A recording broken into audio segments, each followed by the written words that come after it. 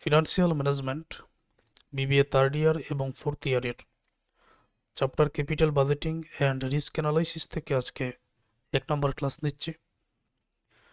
এই ক্লাসে বেসিক আলোচনা করা হবে।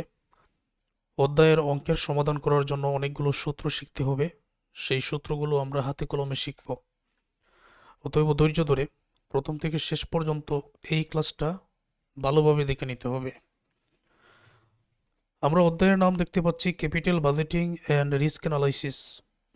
ক্যাপিটাল বাজেটিং মানে হলো মূলধন বাজেটিং, রিস্ক অ্যানালাইসিস ঝুঁকি বিশ্লেষণ, দুই ধরনের, এবং এই অধ্যায় থেকে 2 ধরনের অঙ্কই পরীক্ষায় আসে। ক্যাপিটাল বাজেটিং এর আগে তোমরা প্রিন্সিপালস অফ ফিনান্স বইয়ের মধ্যে অঙ্কের সমাধান করেছ, ম্যানেজমেন্ট অ্যাকাউন্টিং বইয়ের মধ্যেও আছে বাজেটিং অ্যান্ড বাজেটারি কন্ট্রোল নামে। রিস্ক অ্যানালাইসিস এটা প্রিন্সিপালস অফ ফিনান্স বইয়ের মধ্যেও করেছ। তবে ক্যাপিটাল বাজেটিংয়ের আরও নতুন কিছু তথ্য আমরা এই অধ্যায়ের মধ্যেই পাব। তাহলে আমি আলোচনা শুরু করছি। নতুন হয়ে থাকলে আমার ইউটিউব চ্যানেল এবং আমার ফেসবুক পেজ অবশ্যই সাবস্ক্রাইব ফলো করে রাখবেন, এবং অবশ্যই আমার ফেসবুক যে গ্রুপ আছে ওই গ্রুপের মধ্যে জয়েন্ট থাকবেন। যেহেতু 2টা পার্ট, একটা হলো ক্যাপিটাল বাজেটিং, আরেকটা হলো রিস্ক অ্যানালাইসিস, আমরা প্রথমে ক্যাপিটাল বাজেটিংয়ের সূত্রসমূহ শিখব। আমাদের অঙ্কের মধ্যে বেশিরভাগ ক্ষেত্রে 10 মার্কসের প্রশ্নের জন্য সিএফবিটি ক্যাশ ফ্লো বিফোর ট্যাক্স দেওয়া থাকবে, নগদ প্রবাহ দেওয়া থাকবে কর পূর্ববর্তী। এই সিএফবিটি থেকে আমাদের সিএফএটি বাহির করতে হবে। শুরুতে আমি দেখাচ্ছি সিএফবিটি থেকে সিএফএটি বাহির করার প্রক্রিয়াটা খুবই গুরুত্বপূর্ণ, এটা জানতেই হবে। যেমন ধরো, আমি এখানে প্রথমে লিখে নিচ্ছি, অঙ্কের মধ্যে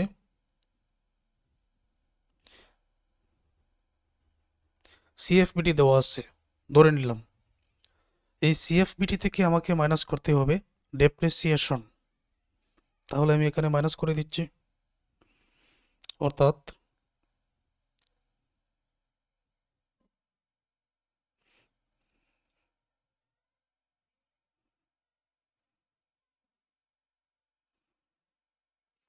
লেস ডেপ্রিসিয়েশন মানে সিএফবিটি থেকে অবচয়টা আমরা মাইনাস করলাম।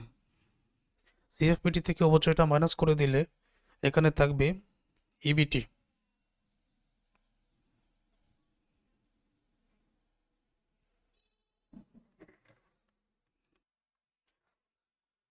ইবিটি দ্বারা এখানে বোঝানো হয় আর্নিং বিফোর ট্যাক্স। এই ইবিটি থেকে এখন আমাদের মাইনাস করতে হবে ট্যাক্স রেট, অঙ্কের মধ্যে এটা দেওয়া থাকবে।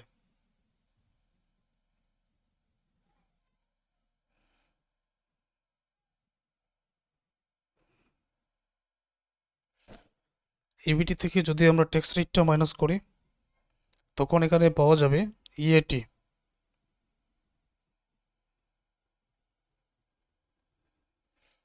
Earning after tax. তারপর ইএটি এর সাথে পুনরায় আমাকে ডেপ্রিসিয়েশন প্লাস করে নিতে হবে।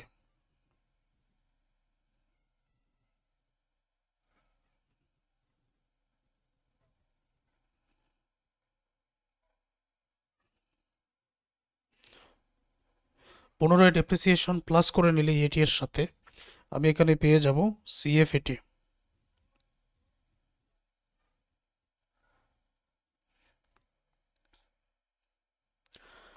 আমাদের অঙ্কের মধ্যে সিএফবিটি দেওয়া থাকবে, এর সাথে আরও যা যা তথ্য দেওয়ার প্রয়োজন ওইটা দেওয়া থাকবে। কিন্তু মনে রাখতে হবে যে কোনো অঙ্কের সমাধানের জন্য প্রশ্ন আমাদের যাই করা হোক না কেন আগে ট্যাক্স রেটটা মাইনাস করতে হবে। তো ট্যাক্স রেটটা মাইনাস করার জন্য যে সিএফবিটি অথবা ক্যাশ ফ্লো বিফোর ট্যাক্স দেওয়া থাকবে এটা থেকে প্রথমেই ডেপ্রিসিয়েশন অথবা অবচয়টা মাইনাস করে নিতে হবে, পাওয়া যাবে ইবিটি। ইবিটি থেকে আমরা ট্যাক্স রেটটা মাইনাস করব, পাওয়া যাবে ইএটি। ইএটি এর সাথে পুনরায় ডেপ্রিসিয়েশন প্লাস করে আমরা সিএফটি পাবো, ক্যাশ ফ্লো আফটার ট্যাক্স। তো এরকমই একটা টেবিল আমাদের অঙ্কন করে নিতে হবে। টেবিলটা আমি তোমাদের অঙ্কের মধ্যে বোঝাবো, কোন কোন সূত্র এখন আমাদের শিখতে হবে এটা জেনে নিব। সিএফটি বাহির করার পরে আমাদের প্রশ্ন করা হতে পারে পিবিপি, এবং এটা জেনে রাখো যে ডেপ্রিসিয়েশন বাইর করার সূত্রটা কি। আমাদের ডেপ্রিসিয়েশন বাইর করতে হবে।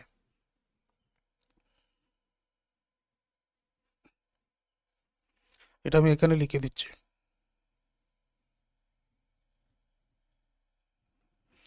ডেপ্রিসিয়েশন বাইর করার সূত্র হচ্ছে কোস্ট মাইনাস সলভেজ ভ্যালু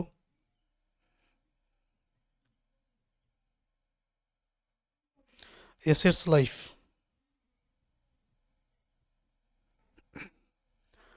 ডেপ্রিসিয়েশনের সূত্র হচ্ছে কোস্ট মাইনাস সলভেজ ভ্যালু ভাগ অ্যাসেটস লাইফ। অর্থাৎ এখানে যে ডেপ্রিসিয়েশনটা আমরা মাইনাস করব, তখন ডেপ্রিসিয়েশন স্ট্রেট লাইন মেথড অথবা সরলরৈখিক পদ্ধতিতে এই সূত্রটার মাধ্যমে আমাদের বাইর করে নিতে হবে। এখানে পুনরায় আমি চিহ্নিত করে দিচ্ছি যে সিএফবিটি অঙ্কের মধ্যে দেওয়া থাকবে।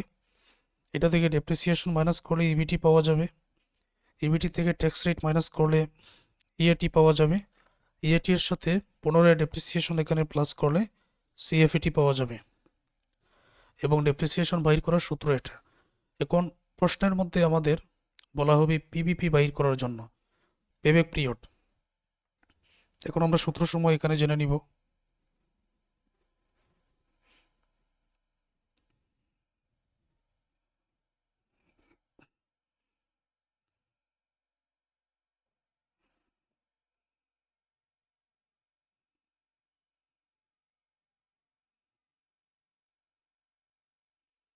পেব্যাক পিরিয়ড অথবা পিবিপি, এটার সূত্র হচ্ছে A plus NCO minus C ভাগ ডি। এখন এ কি, এনসিও কি, সি ডি এগুলো কি, এটা অঙ্কের মধ্যে শিখতে হবে। এটা হলো পেব্যাক পিরিয়ড। এখানে আরেকটা নাম তোমাদের মনে রাখতে হবে যে সিএফইটি, এটা আরেকটা নাম থাকতে পারে। সিএফইটির আরেকটা নাম কি থাকতে পারে আমাদের অঙ্কের মধ্যে? এনসিবি, মানে নেট ক্যাশ বেনিফিট। সিএফইটি অথবা এনসিবি, নেট ক্যাশ বেনিফিট একই। তাহলে আমরা জেনে গেলাম পেব্যাক পিরিয়ডের সূত্রটা। এবং মনে রাখতে হবে এই যে সূত্রটা আমরা প্রয়োগ করব, যদি সিএফবিটি বা ক্যাশ ফ্লো অসমান হলে,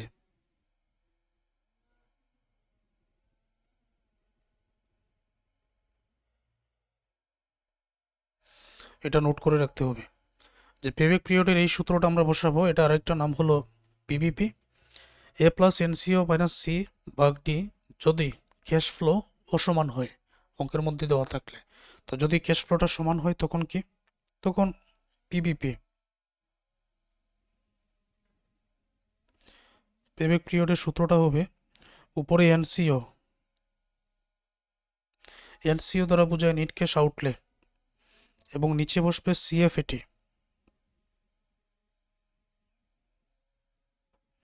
অথবা এটার আরেকটা নাম আমরা যেটা জেনে আসছি এনসিবি। এনসিওকে সিএফএটি অথবা এনসিবি দ্বারা ভাগ করে পেব্যাক পিরিয়ড পাওয়া যাবে। এবং অবশ্যই আমরা এটা নোট করে রাখব, সিএফ সমান হলে।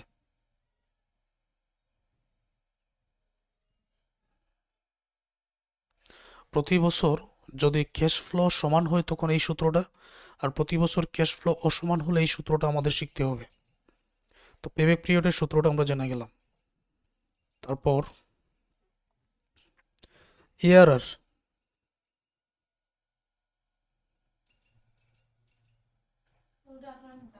Average rate of return. ARR এর সূত্র হচ্ছে এভারেজ ইএটি, সংক্ষেপে দিয়ে দিলাম এভারেজ ইএটি ভাগ এভারেজ ইনভেস্টমেন্ট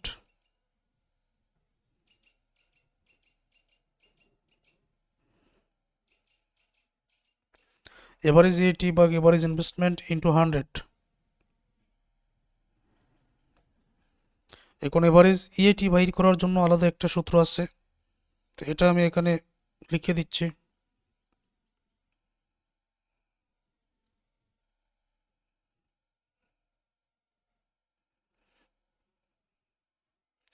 এভারেজ ইএটি এর সূত্র হচ্ছে টোটাল ইএটি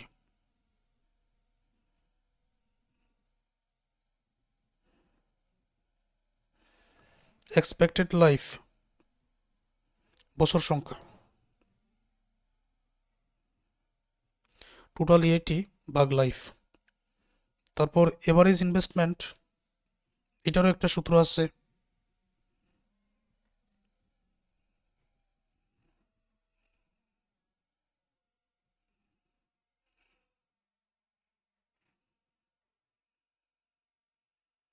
প্রথমেই ওয়ার্কিং ক্যাপিটাল যদি অঙ্কের মধ্যে দেওয়া থাকে plus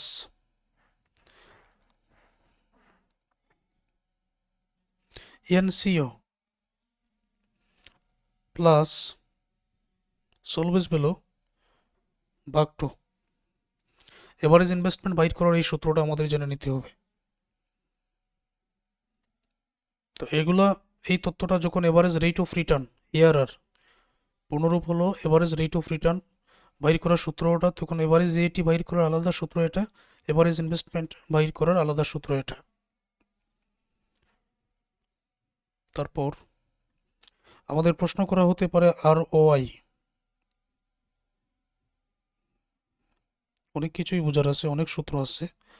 ROI average EAT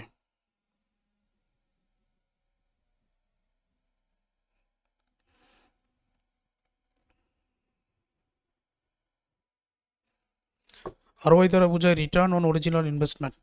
average ইএটিকে অরিজিনাল ইনভেস্টমেন্ট দ্বারা ভাগ করতে হবে।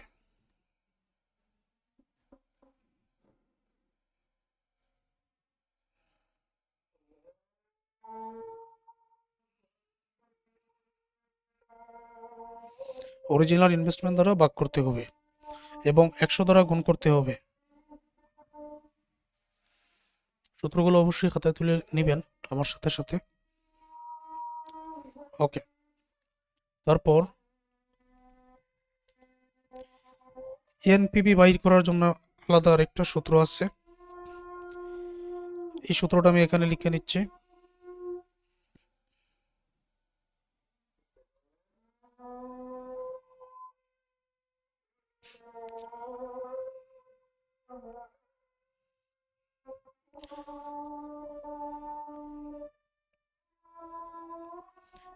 CFET 1 নিচে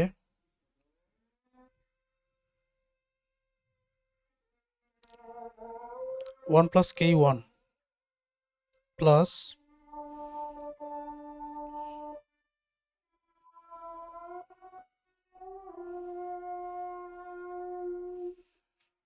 CFET 2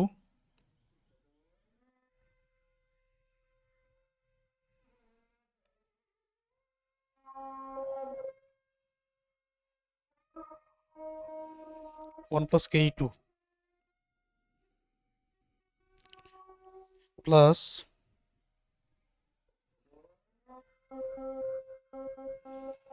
CFET 3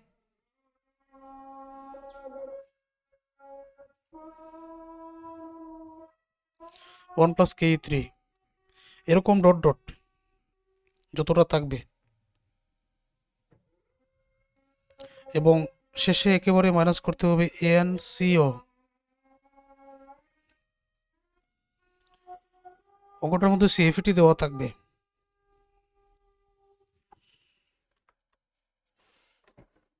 তারপর প্রফিটেবিলিটি ইন্ডেক্সের একটা সূত্র আছে,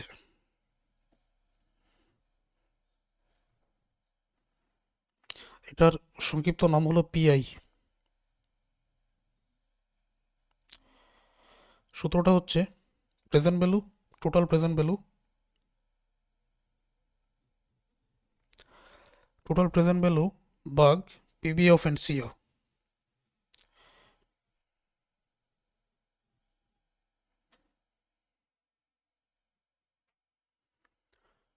টোটাল প্রেজেন্ট ভ্যালু ভাগ পিবি অফ এনসিও।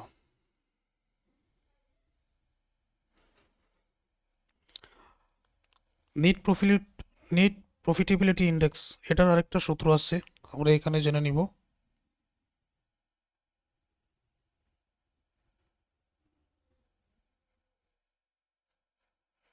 এনপিআই এর সূত্র। এখন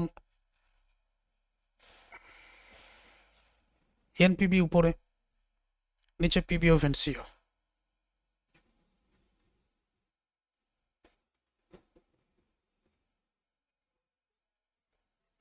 এনসিও এর বর্তমান মূল্য, তখন এখানে প্রফিটেবিলিটি ইন্ডেক্স আর টোটাল প্রেজেন্ট ভ্যালুকে ভাগ আর নেট প্রফিটেবিলিটি ইন্ডেক্স যেটা, এটাকে এনপিবিকে ভাগ এনসিও দ্বারা, এনসিও এর বর্তমান মূল্য দ্বারা। এবং খুবই গুরুত্বপূর্ণ আরও একটা সূত্র এখন আমরা শিখে নিব, এটা হলো আইআরআর।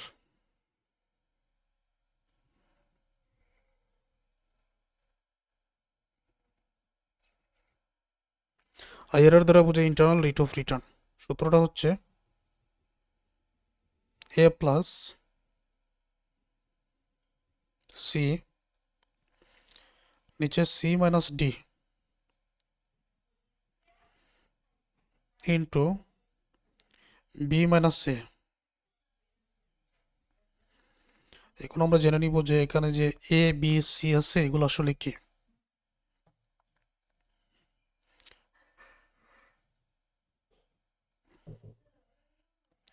এখানে যে এ আছে,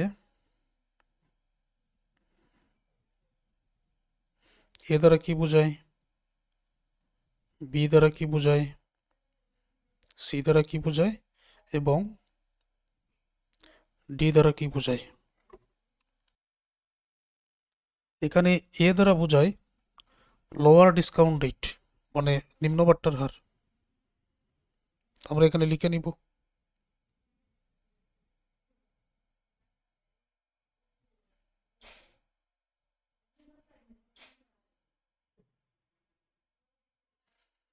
লোয়ার ডিসকাউন্ট রেট, বি দ্বারা higher discount rate,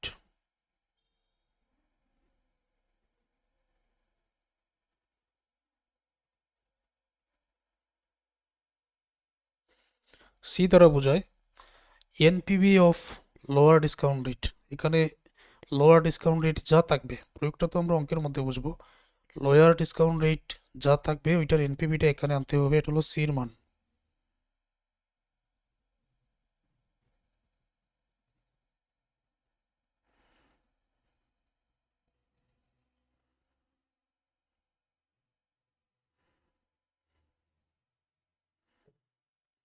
NPV of lower discount rate, আর ডি দ্বারা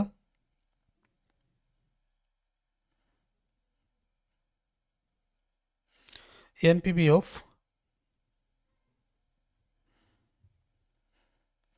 হাইয়ার ডিসকাউন্ট রেট।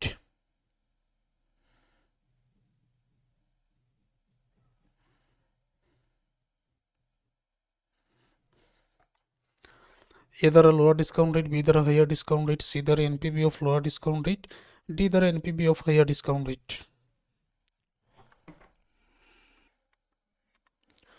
নতুন করে কিছু তথ্য দেওয়া থাকবে এরকমও বলেছিলাম আজকের ক্লাসের মধ্যে, সেটা হলো সার্টেনলি ইকুইভ্যালেন্ট ফ্যাক্টর নামে আরও কিছু তথ্য তোমাদের অঙ্কের মধ্যে দেওয়া থাকবে। ওইটা দেওয়া থাকলে যদি এনপিভি বাইর করার জন্য বলা হয়, তখন এনপিভি এর সূত্রটা কীরকম হবে সেটাই এখন আমি লিখে নিচ্ছি।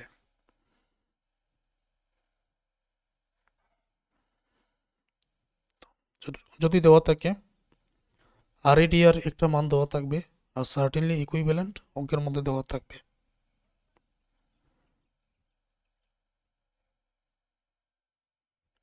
এনপিভি ইকুয়াল টু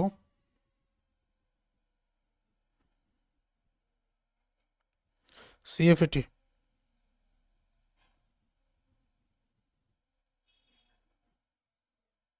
সিএফএটি 1 তার সাথে গুণ হয়ে যাবে সার্টেনলি ইকুইভ্যালেন্ট, এটাকে সি দ্বারা প্রকাশ করা হয়, এক নম্বরটা এখানে গুণ হয়ে যাবে, আর নিচে 1 প্লাস কে ইউ এখানে বসাতে পারো, আরএডিআর এর যে মানটা এই জায়গায় দেওয়া থাকবে।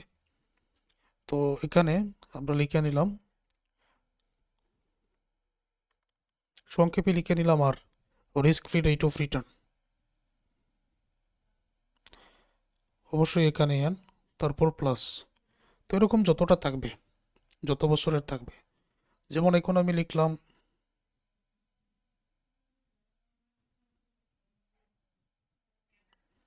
CFET 2 certainly equivalent এটাও 2, তো নিচে কি হবে 1 প্লাস আর 2।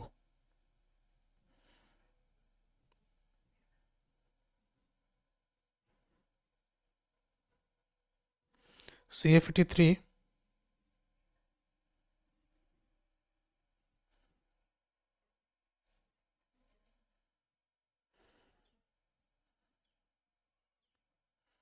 শেষে মাইনাস এনসিও।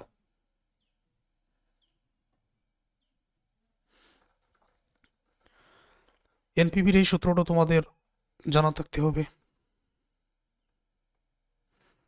ওকে, তারপর এতক্ষণ পর্যন্ত আমরা জানলাম এটা ক্যাপিটাল বাজেটিং এর উপরে।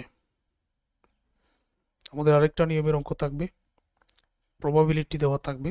যদি প্রবাবিলিটি দেওয়া না থাকে তখন অন্যরকম সূত্র, আমরা শুধু জেনে নিব বেশিরভাগ প্রবাবিলিটি দিয়েই থাকে। আয়ের হার এবং প্রবাবিলিটি দেওয়া থাকলে কি কি আমাদের বাইর করতে হবে এবং এই সূত্রসমূহ এখন আমরা জেনে নিব।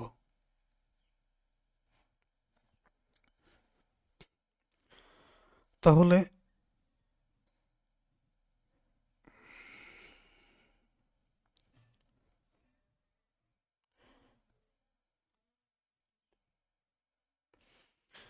এখন আমরা জানব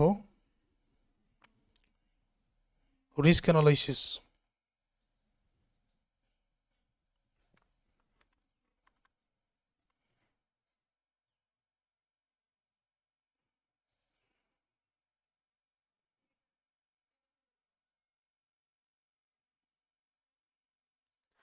রিস্ক অ্যানালাইসিসের সূত্রসমূহ আমাদের বাহির করার জন্য বলা হবে এক্সপেক্টেড রিটার্ন, যেটাকে ইয়ার দ্বারা প্রকাশ করা হয়।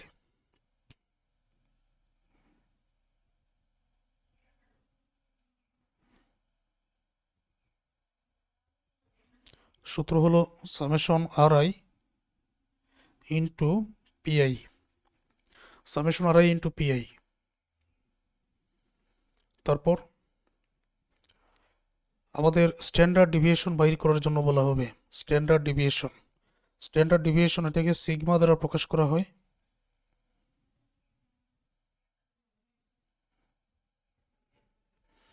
সিগমার সূত্রটা হচ্ছে root over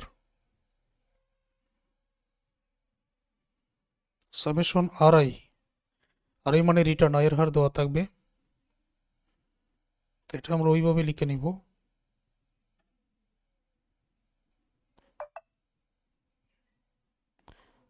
summation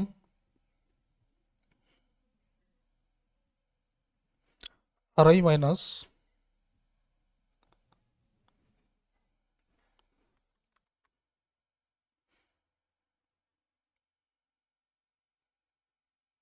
expected return. Expected return অথবা এটাকে এক্স বার দ্বারাও প্রকাশ করা যেতে পারে। এক্সপেক্টেড রিটার্ন যেটা এখানে এক্স বারও অনেক বইয়ের মধ্যে দেওয়া আছে, এটাও দেওয়া যেতে পারে।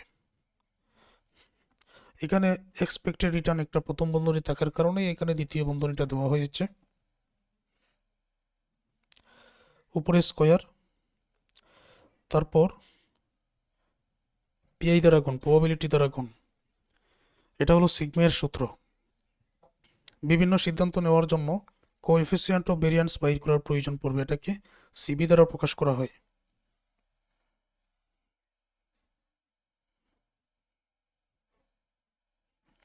তখন সিবির সূত্রটা কি আমরা জেনে নিব। উপরে সিগমা এবং নিচে এক্সপেক্টেড রিটার্ন,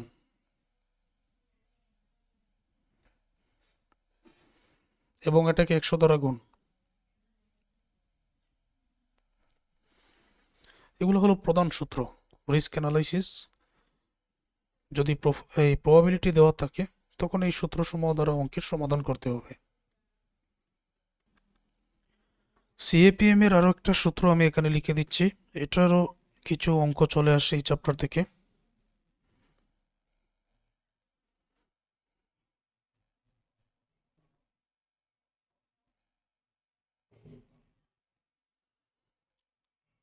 সিএপিএম এর সূত্রটা হচ্ছে K equal to RF plus, তারপর বিটা দিতে পারেন, আগে পরেও দিতে পারেন, বিটা আর এম মাইনাস আর এফ। তো এখানে কোনটা দ্বারা কি বোঝায়? এখানে যে কেই আছে এই কেই দ্বারা বোঝায় কস্ট অফ ইকুইটি। তো এটাও আমি একটু লিখে নিচ্ছি। এই যে কেইটা আছে, কস্ট অফ ইকুইটি,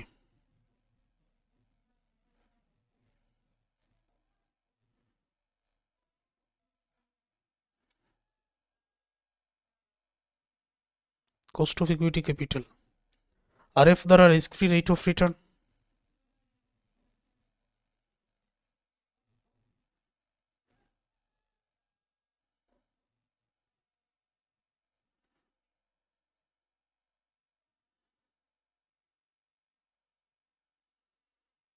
তারপর আছে বি দ্বারা বিটা, আর এম আছে মার্কেট রিটার্ন,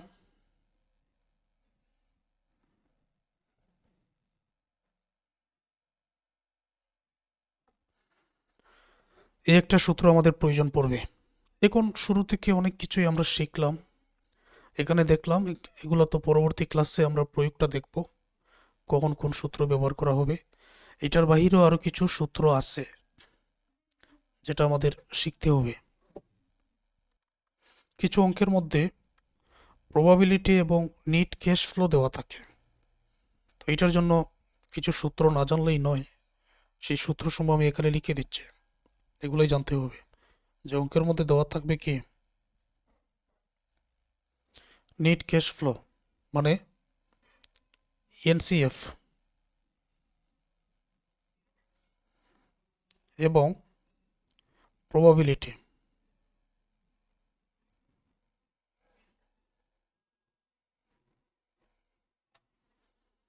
এই সূত্রগুলো না জানলে নয়, এনসিএফ এবং প্রবাবিলিটি দেওয়া থাকবে, এবং প্রশ্ন করা হবে এক্সপেক্টেড ভ্যালু বাইর করার জন্য।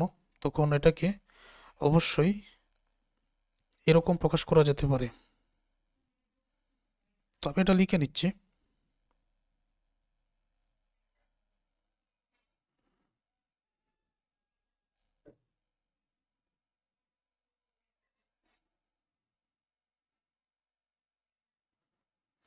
এক্সপেক্টেড ভ্যালু সূত্র হচ্ছে summation NCF, summation NCF 1 into probability 1, তারপর যোগ ডট ডট এরকম যেতে থাকবে, যতটা থাকবে ততটা পর্যন্ত, অর্থাৎ এনসিএফ এন মানে যতটা দেওয়া থাকবে ইন্টু প্রবাবিলিটি যতটা দেওয়া থাকবে ততটা পর্যন্ত। এক্সপেক্টেড ভ্যালু এর সূত্র এটা। স্ট্যান্ডার্ড ডিভিয়েশন বাইর করার জন্য বলা হবে, তখন স্ট্যান্ডার্ড ডিভিয়েশন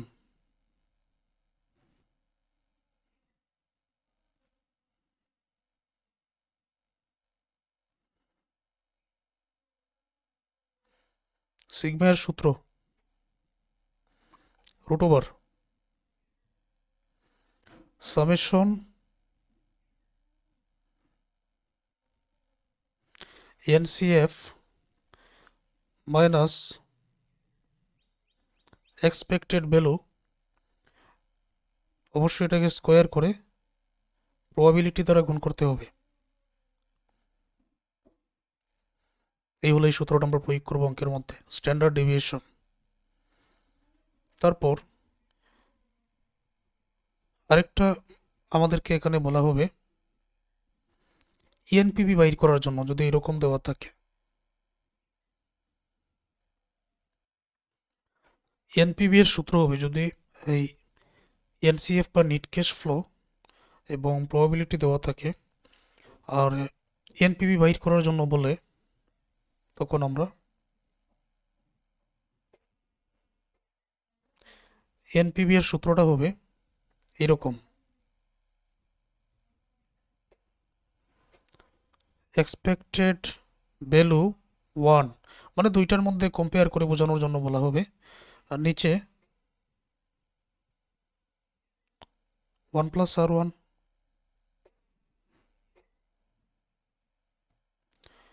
এক্সপেক্টেড ভ্যালু 2, 2 নম্বর যেটা, এটা অঙ্কের মধ্যে বাইর করব 1 plus R2 minus NCO. NPV আরেকটা প্রশ্ন বলা হবে standard deviation of NPV.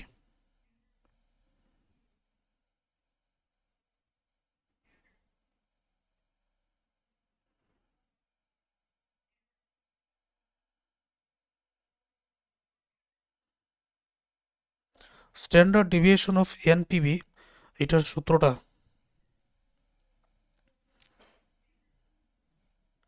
Root over, প্রথমে সিগমা 1, 1 বলতে এক নাম্বার যে প্রকল্প দেওয়া থাকবে ওইটাকে স্কোয়ার করতে হবে, আর নিচে 1 প্লাস আর 1 ইন্টু 2 এরকম সূত্র, প্লাস সিগমা 2, 2 নম্বরটা যেটা দেওয়া থাকবে এটাকেও স্কোয়ার করতে হবে, আর নিচে 1 প্লাস আর আগেরটা ছিল 1 ইন্টু 2, এখন হবে 2 ইন্টু 2, ওই সূত্রটা এখন আমাদের ইউজ করতে হবে। তো এর বাইরে আর এনসিএফ বা প্রবাবিলিটি দেওয়া থাকলে অন্য কোনো সূত্র প্রয়োগ করার প্রয়োজন, এগুলো প্রথমে আয়ত্ত করে নাও, তারপর তো আর এ অধ্যায়ের অঙ্কগুলো সমাধানের জন্য সূত্র শিখতে হচ্ছে না, এখন কিছু আলোচনা আছে। এতক্ষণ যাবৎ যে বিষয়গুলো তোমাদের লিখে বোঝালাম, যে শুরুতেই সিএফপিটি বসাতে হবে, ডেপ্রিসিয়েশন মাইনাস করে ইবিটি পাওয়া যাবে, ট্যাক্স রেট মাইনাস করে ইএটি পাওয়া যাবে, ইএটি এর সাথে ডেপ্রিসিয়েশন প্লাস করে সিএফএটি পাওয়া যাবে। আমাদের ফ্যাক্টর বাইর করার প্রয়োজন পড়বে অঙ্কের মধ্যে, এটা বাইর করার নিয়ম, যেমন ধরো 10%-এর ফ্যাক্টর বাইর করার জন্য বলা হলো সূত্রটা এটা। তো আর এর মান এখানে 0.10, 1 নম্বর বছরের জন্য 1, 2 নম্বর বছরের জন্য 2, 3 নম্বর বছরের জন্য 3, ক্যালকুলেটারে এই মানগুলো পাওয়া যাবে। এখন ধরে নাও যে আর এর মান বলা হলো 12%, তো আর এর জায়গায় কত তুমি বসাবে 0.12, এখন বলা হলো আর এর মান 5%, তখন কত বসাবে, তখন একটা কাজ করবে যে যত পার্সেন্ট বলবে ততকে 100 দ্বারা ভাগ, যদি 5কে তুমি 100 দ্বারা ভাগ করো 0.05 পাবে, অনেকে আবার এই জায়গায় 0.50 দিয়ে ভুল করেন। মনে করো বলা হলো 6%, 6কে যদি 100 দ্বারা ভাগ করো 0.06 পাবেন, এই বিষয়টা খেয়াল থাকবেন। তখন মানগুলো বসিয়ে 1 নম্বর 2 নম্বর 3 নম্বর 4 নম্বর 5 নম্বর বছরের জন্য তুমি ফ্যাক্টরগুলো এখানে সহজে বাইর করতে পারো। আশা করবো এটা ক্লিয়ার। তারপর এই যে বিষয়টা একটা টেবিলের মাধ্যমে করতে হয়, যেমন শুরুতে বছর দেওয়া থাকবে এবং সিএফপিটি দেওয়া থাকবে, তাহলে 2 নম্বর করে সিএফপিটি দেওয়া যায়। এখানে ডেপ্রিসিয়েশন যদি আমরা মাইনাস করি ইবিটি পাওয়া যাবে, অর্থাৎ 4 নম্বর করে হবে 2 নম্বর থেকে সিএফপিটি থেকে ডেপ্রিসিয়েশন মাইনাস ইবিটি থেকে ট্যাক্স রেট এখানে মাইনাস করে ইএটি পাওয়া যায়, তখন ইবিটি ট্যাক্স রেট ইএটির জন্য আলাদা ঘর থাকবে, ইবিটি থেকে ট্যাক্স রেট মাইনাস করলে ইএটি পাওয়া যাবে, এবং ইএটি এর সাথে ডেপ্রিসিয়েশন অর্থাৎ 3 নম্বর যে ঘর সিএফইটি পাওয়া যায়। 7 নম্বর ঘর হবে 6 নম্বর ইএটি এবং এই ডেপ্রিসিয়েশন যোগ সিএফইটি পাওয়া যায়। পেব্যাক পিরিয়ড বাইর করার জন্য CCFAT cumulative cash flow after tax এরকম একটা গড়ের প্রয়োজন পড়ে, যেটা থেকে পেব্যাক পিরিয়ড বাইর করতে হয়। আর এতক্ষণ যাব যে আইআরআর পিবিপি আমি বললাম, আইআরআর এর সূত্র internal rate of return, PBP এর সূত্র payback period, ARR average rate of return, NPV net present value, ROI return on investment, LDR low discount rate, HDR high discount rate, Y original investment, CCFAT cumulative cash flow after tax, CFAT cash flow after tax, WC working capital, SPS always value, TPB total present value, NCO net cash outlay. তাহলে আজকের ক্লাসে এতটুকু পর্যন্ত আলোচনা হচ্ছে আমাদের জন্য basic আলোচনা এবং খুবই গুরুত্বপূর্ণ আলোচনা। তো যদিও ক্লাসটা একটু লম্বা হয়ে গেছে, এগুলাই প্রয়োজন, এই সূত্রসমূহ আমরা প্রয়োগ করে অঙ্কের সমাধান করব। ধন্যবাদ সবাইকে এই ক্লাস দেখার জন্য। পরবর্তী ক্লাসগুলো ধারাবাহিক দেখে নাও যারা কোর্সে যুক্ত আছে।